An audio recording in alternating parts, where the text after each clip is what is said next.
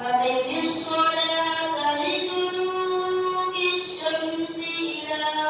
غسق الليل وقرآن الفجر إن قرآن الفجر كان مشهودا ومن الليل فتهجد به نافلة لك عسى أن يبعثك ربك مقاما محمودا وقل رب أدخلني مدخل صدق وأخرجني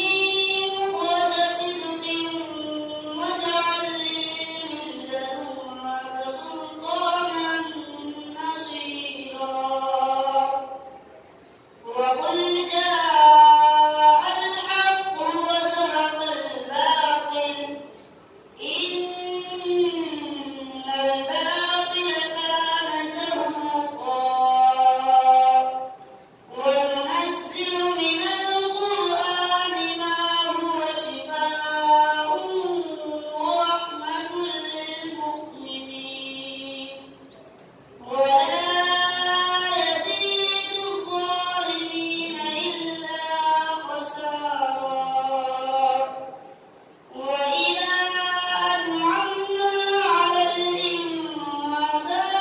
أعرض ونأى بجانبه وإذا مسه الشر كان يئوسا صدق الله العظيم.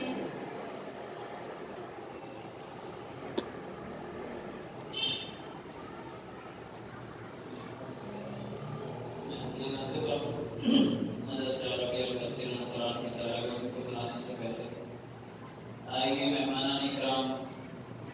हज़रत मौलाना मोहम्मद इरफान साहब मुबल्लिग़ दारुल देवबंद और दीगर एडवाइज़र जवेद जवाहरलानी फरूल खान साहब और दीगर उलमा इकराम का मोहम्मद साहब और तब्दील कुरान की जानिब से इस्तक़बाल करते हैं और आपके खैर मुक़द्दम सैयद रिहान को मैं दावत देता हूँ कि वह नात का